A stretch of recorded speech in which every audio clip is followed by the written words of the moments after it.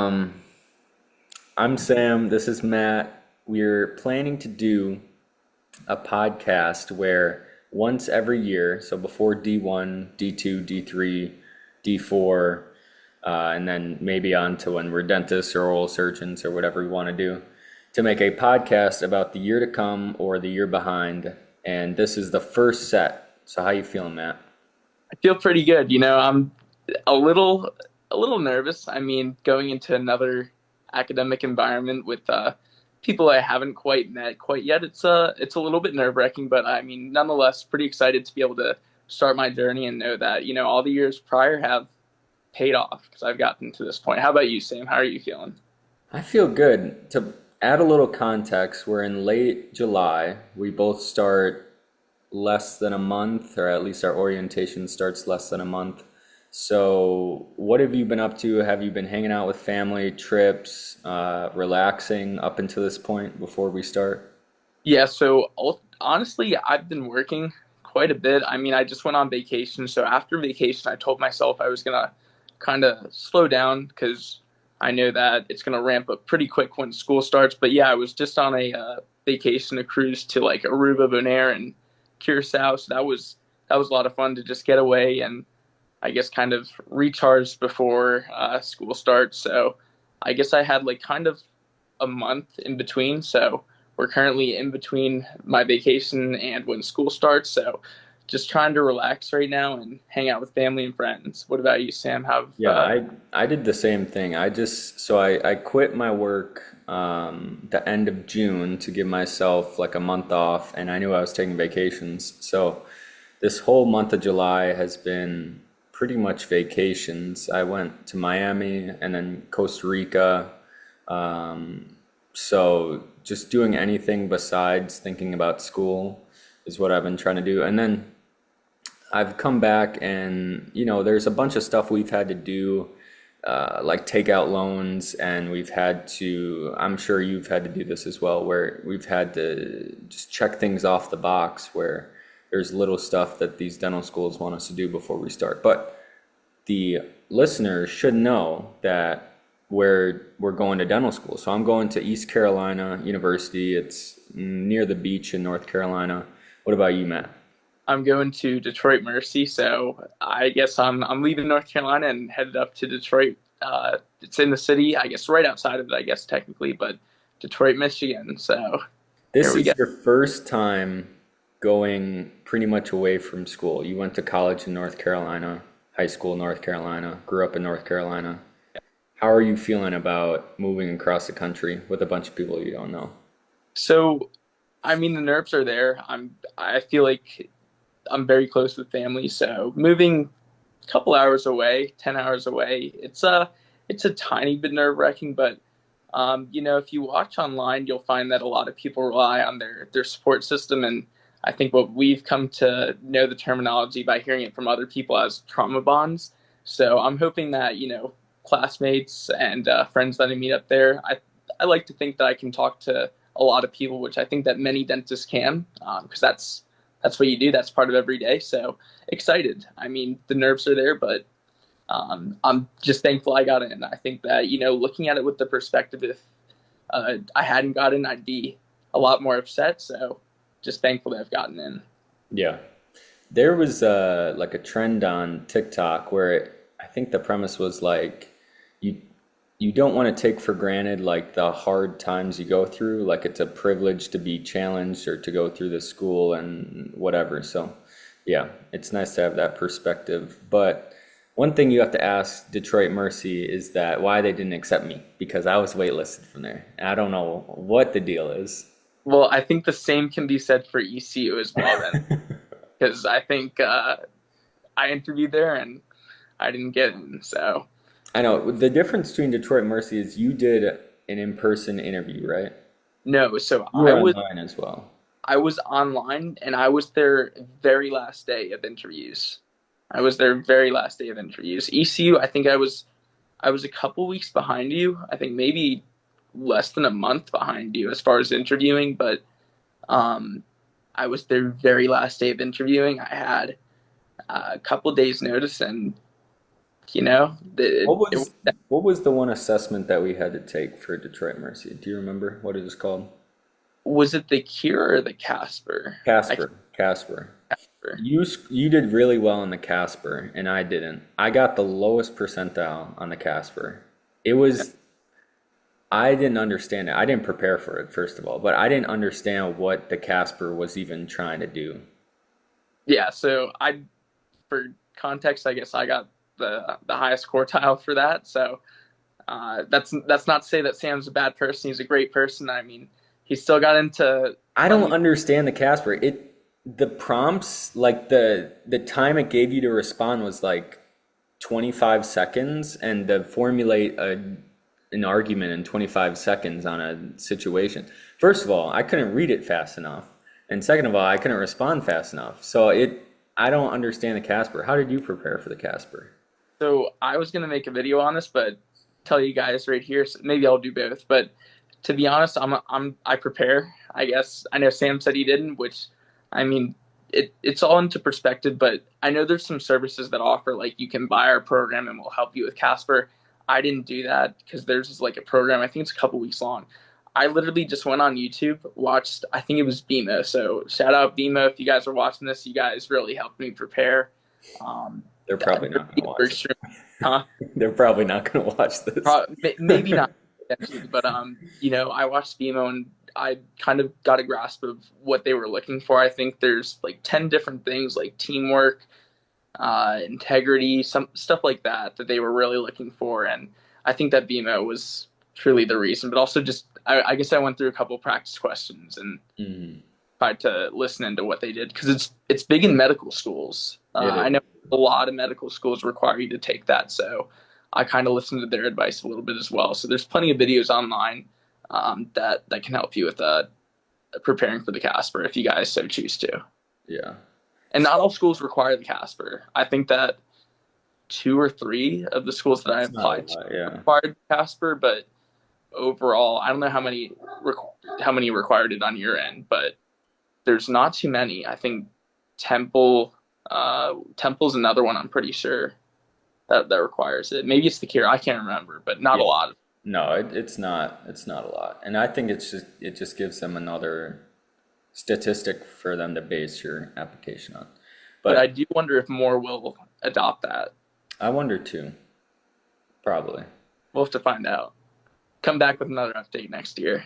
For real. Moving on to our first year of dental school, and kind of, we start in less than a month. First of all, why did you choose Detroit Mercy? You got into a couple other schools and you picked Detroit Mercy. Why? So I guess for me, I mean, it was a very last minute interview, so that was honestly a little bit nerve wracking, and it was, I guess, the last school that I got into. But when you factor different things down, there's a lot of different things that I think. Again, I'll make some videos on, but there's a lot of characteristics that I think a lot of students go through that they don't realize they're going to have to go through.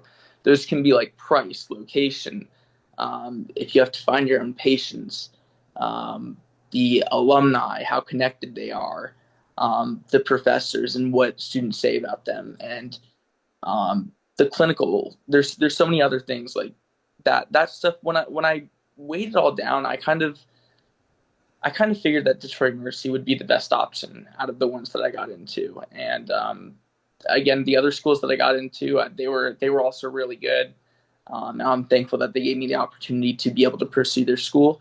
But Detroit Mercy just, I don't know, it was just kind of, I guess, almost, it just happened, I guess.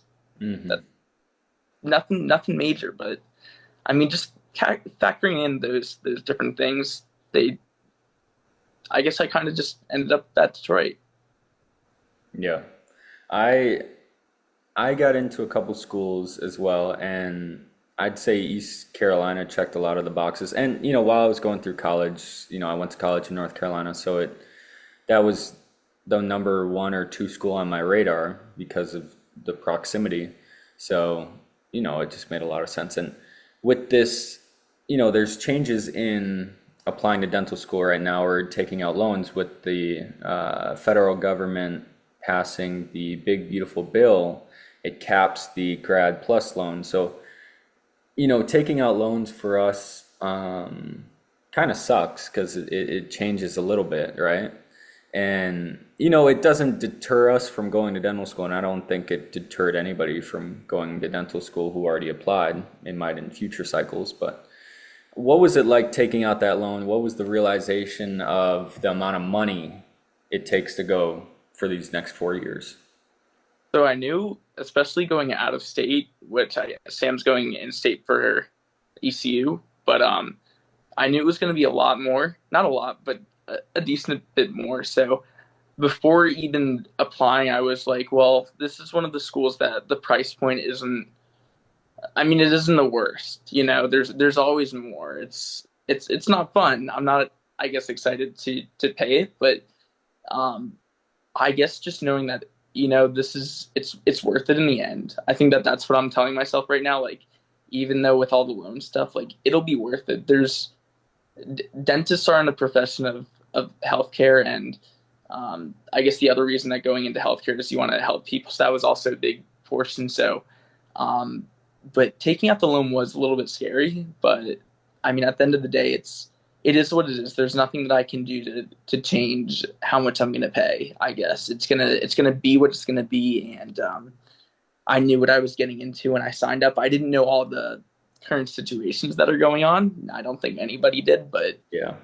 at the end of the day, the saying that I always use is, "It is what it is," and there's a reason that so many dentists have gone through it. I mean, speaking to other dentists, I met one who went to NYU, another that went to Tufts, and those schools are probably a bit more pricier, and they've come out to do very well. So You never hear about a dentist begging on the street. That's the whole thing that all this negativity about the loans and there's ways to combat the loans. There's repayment strategies, there's federal initiatives, like there's strategies that you can take, but I mean, ultimately, it's going to be what it's going to be, and if you're really that invested in the career itself, then don't stop, just go for it.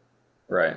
And we're probably thinking glass half full when we think Yeah, about we're these. we're not actually paying it back yet, but Right. So, look, as we do this podcast, our thoughts will maybe change, maybe they'll stay the same. But speaking of D1, what are you most excited for this next year? so I guess with undergrad, you're taking all of those classes that I guess some of them might not interest you as much. So I know with going to dental school, you're going to be taking classes that actually matter and that you're actually going to have to remember to take care of your patients and what something very specific is. I think that's, I guess, knowing that I'm actually going to be using what I'm learning. That's one thing that excites me. Another thing is, I know I haven't met a lot of my classmates yet, so whenever they watch this or if they get to watch this, I mean, I'm excited to meet them at this point. So um, just, I guess, learning more about them and going to this other area where I know a lot of them are probably, or some of them are local. So getting to explore that area, I think going to school and meeting people, I'm super excited to meet them. I'm I'm really excited to actually get into the career.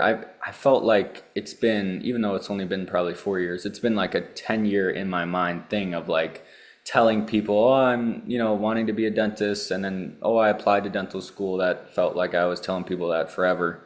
And then, oh, I got into dental school, but I'm not in dental school yet. It's kind of like an awkward thing where it's like, it's just this limbo land of waiting. And I'm excited, to start D1. Maybe in a year I'll be like, you should have just took another Yeah, vacation. Like, but I'm excited to finally start and move on with our lives. yeah. I So, I think the one thing that's really, I guess, kind of getting to me is the anticipation. I mean, we both move in about 2-ish weeks, I think you said something like that. So, I mean, knowing that, we're going to set up I guess, curriculum of, not a curriculum, but I guess what we're going to do every day. We're going to get into a routine and excited to be able to get into that routine of starting and meeting people and, seeing the first patient, all those things that are to come. I guess that the anticipation of what's going to happen.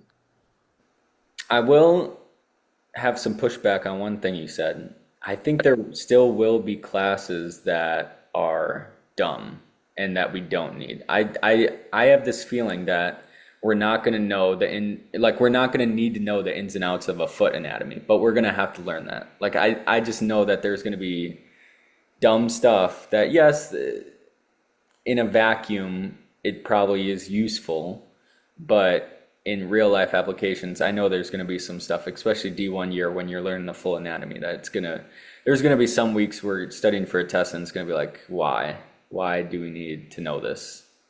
Yeah, no, I 100% agree. But overall, when it comes down to it, I would Yeah, say yeah, it is nice that I hope we don't have to learn organic chemistry. I don't know what my class schedule is, but if I see any organic chemistry, I might just quit because I I, hope there's nothing like that. if I see Gen Chem, Yeah. I I might mean, run. the mouth is connected to the whole body. It's your gateway to your body. So I understand to future professors, whatever, that it's necessary to learn the full body because, the mouth is connected to the full body, but it will suck. Um, I want you to guess what your GPA will be after your first year. Ooh, that's I think you have GPA, right? A 4.0 scale? I think so. To be honest, I'm not sure. I Or is believe it pass fail? ours. So we have some classes I believe that are pass fail, and then but majority of them I believe are GPA. Um, I didn't expect this question, Sam. I know, I Can just thought of it right now. can you go first? While I think because I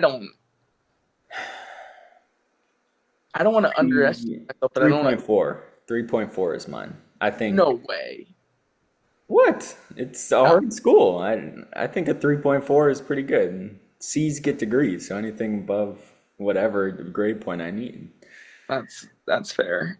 To be fair, let's clarify. You want to be an oral surgeon, I correct? want to specialize. You want to specialize. Yeah, Yeah. or So, I'm specializing, I guess, more so than general, but anything could happen. so you have to Um, quote unquote try a little bit harder than a general dentist.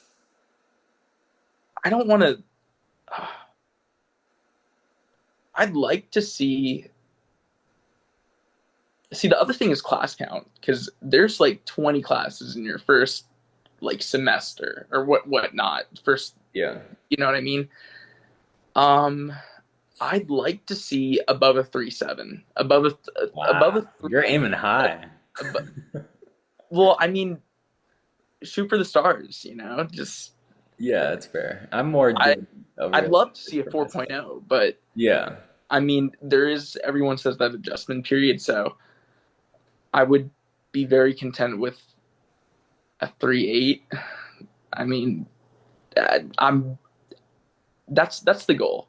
That's what I hope to see. I don't know what we'll see, but Yeah. I yeah, that was a great question, Sam. That was I did not expect that. So another clarification we should make before our D1 year, because this changes a lot. A lot of dental students, start out wanting to be a general dentist or they start out wanting to be an orthodontist and they change throughout dental school. So it's kind of like college in your major. You start as a bio major, you might end up as a psych major or something like that. So at this point, I'll speak for myself. I've been solely set on general dentistry, and a lot of my shadowing for other specialties hasn't really changed that. But that's different from yourself. So what do you want to do when you start D1 year? When I start, as As far you as start D1 year, I guess it's as I start D1 year, I think the routine is the first thing because I think that's what really helps me in undergrad, like getting a routine of, you know, getting set the in way ways. you want to specialize. As like what specialty do you want to do at this point in your life, right this At, at this point in time, so I've shadowed a good amount of oral surgery, and so I really found that really interesting. That was kind of pretty eye opening. I think doing wisdom teeth and implants, all that kind of stuff is super super interesting. There's so much different things that goes into it. Um, I don't know.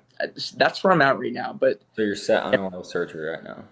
on that's the goal. Now I do have to acknowledge that is one of the hardest specialties in dentistry itself. Not saying that the others aren't, because they definitely are. It's No, more oral surgery is the hardest but that's that's where my mind's at right now. I just think it's so cool. I think all of dentistry is cool, but I mean, I watched the oral surgeon that I shadowed, and I was like, this is if I can do what you can, if I can do what you do right now, that's what I'd like to do at this point in time. Let's see. How well do you think you're going to balance school and everything else in your life? So personal hobbies, spending Ooh, time with friends. so I guess to expose myself a little bit, I'm very go go go. Like when it comes to study, I overstudy, and I think Sam knows this about me as well. Like I'm one to just always go, and I'd like to see myself give myself more breaks. I think that's one thing that I've received that comment a lot of just take it easy, take a break. So I hope to do better than I did with undergrad because in undergrad I was always trying to do something. I mean, there was always the nerves of getting into school. I think that's where every pre-dent right now is, where they want to get into school, and some handle the pressures of school and picking things up a lot quicker better than others. I'm one of those people who it might take me a tiny bit more time to learn something, but once I get it, I get it.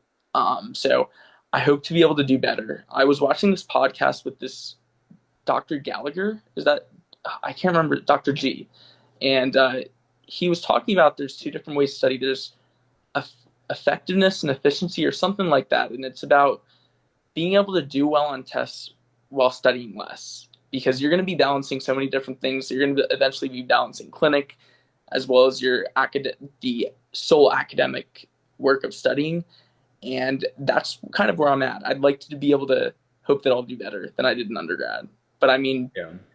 I think that no matter what, I mean, you're always going to have everyone else in the same group for the most part. Everyone's grinding through dental school, and people are all going to be in the same boat. In this month before D1, I had to have multiple Zoom meetings with, people like I wouldn't say professors, but helpers, so like just people part of the dental school. I've had to have a couple meetings, and it's almost like a Beyond Scared Straight or whatever that show was, Scared Yeah, Straight. scared straight. Yeah, Yeah, it's almost like that where they tell me like, you can't study the way you did in undergrad, and you can't just, because, for the DAT, what I would do for, especially for biology, is I would rewrite the notes. And they were saying, there's so much content that it's just, you can't do that. Like you have to find a better way to study. So I'll be interested in this next year before we do our next podcast about this. Are they right? Like, do you need to change the entire way you study throughout this whole year? And one follow-up question I have is, what do you think the hardest class we're going to take this year is? What do you think? I have to check. probably anatomy. I mean, there's so much anatomy that we're going to be going over, and I guess to kind of preface that, I mean, I know Sam took anatomy in undergrad, and when I was talking to him about the DAT, he said that at least he had some background. He had some background as to what he was going to have to, or what he knew. I guess for me, I didn't take anatomy, and so all of that was kind of fresh. I mean, I knew the very basics of what I was learning, but not to the amount of depth that Sam did. So I think anatomy, and I know for me, I reached out to people at my school, and I was like, how can I prepare? Like, do I prepare? And most of them were like, just relax. Just Yeah. you're going to be plenty of studying coming up, and that was in my head of just the changing of studying. I guess it all goes back to that ultimately of I didn't rewrite my notes, but I would spend a good amount of time just rewatching something or rereading something, because that's how I got it, just repetition, not by writing it out, but by seeing it over and over again. Mm. That's what helped me study. And I know, again, there's so many videos of that's not going to work. I've heard Anki, I've heard people just rewriting what they could. I've heard people saying that they're going to designate more time to what they think or hope will be on the next test, and saying, if you got through 75% of the material, that's a win, and just hope that the rest of the 25% is not going to be on that test. Yeah. Um, And so hope future patients don't hear that. yeah, but ultimately, like if you look around, that's what I've heard. Um, but yeah, no, it's a little nerve wracking when it comes to studying again because also Yeah. we've been out of school. I've been out of school for I Half. graduated in December, so Yeah. like half a year, something Yeah. like that, and you graduated in May Yeah. So of it's been a full year and, a summer. so. It's So gonna be weird for us going back in. are you afraid to go back into the studying? Yeah. Yeah. And but it's good though. At the What start of the podcast, we go oh, ahead. go ahead. Yeah, at the start of this podcast, we both said, we want to move on. So that's always in the back of my head of like, yeah, it's gonna suck, but I want to move on. So I just looked up my class schedule. I got 114 credits the first year, and I was just looking through the classes, and the foundational biological sciences looks like it's like the anatomy stuff. So I think that's going to be my hardest class, but I don't know. And Yeah, I think the other answer I have is starting out with the hand skills and trying to learn that because the first year is you're really trying to do the wax molds, or I don't even know what we're gonna do yeah, for hand skills the first year, but I know it's gonna be a learning curve as I've heard from people ahead of me. So I know that's gonna be really challenging because we both did hand skill stuff, and I even did hand skill stuff in the setting of a dental office, but it's not the same as being a dentist. yeah. So I have a can I ask you a question? I know this is your podcast, but are when it comes to studying, are you more scared about how you'll have to change your study habits, the amount of information, or just getting back into the grind of studying? I think the amount of information will be difficult, and trying to figure out a way that works for me will, because even the DAT, that was a lot of information, but you had to learn it over a set of 3 months, and this And is so like, that didn't even feel long enough.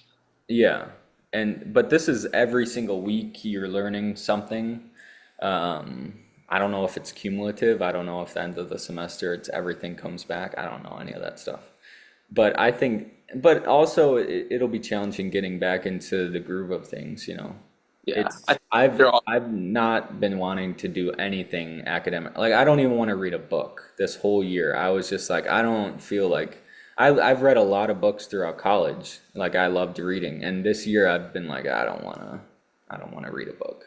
So yeah. it'll definitely suck getting back in. There was no right answer for that question. For those who were like, there was no right answer. It was a Yeah. it's an all in one. Yeah. Okay, let me see what else I got. But I haven't seen. I guess I could look up the class schedule, and I have in the past. I just don't remember it. I feel like we said before, just trying to it's in the back of our head, but right now just enjoying the moment, and that's the biggest thing that I could say. Just enjoy the moment.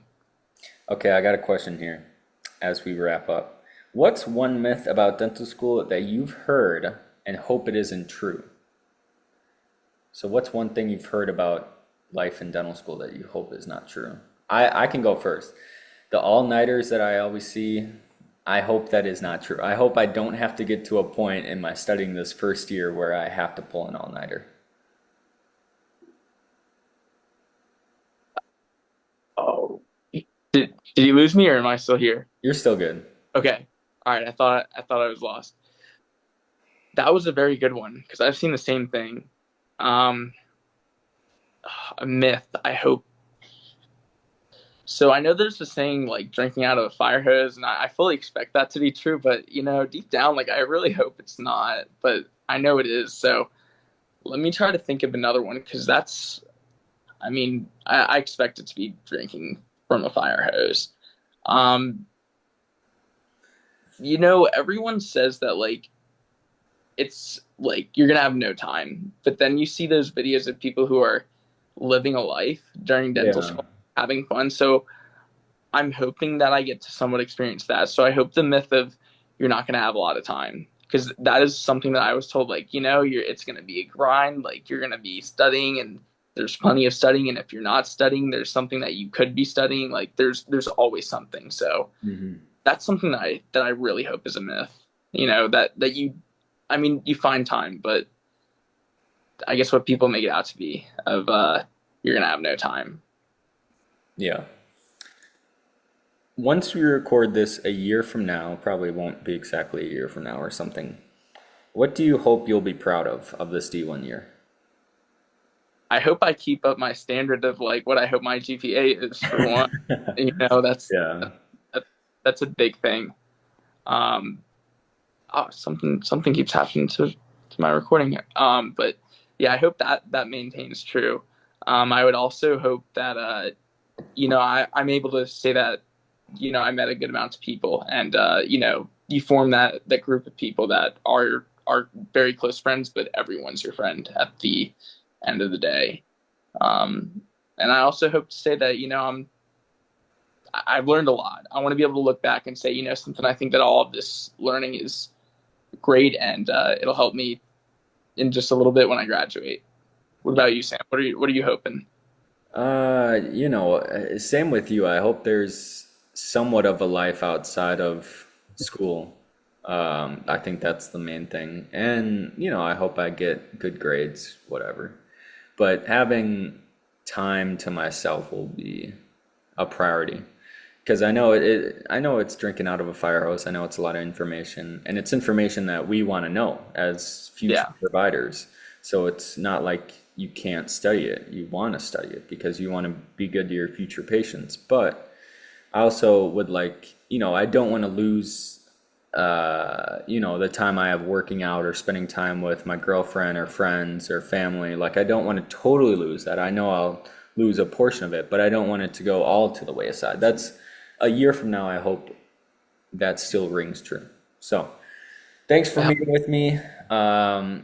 Hopefully, in a year, all of our wishes come true. And yeah. yeah, Fingers crossed and loops on, drills in hand. yeah, exactly.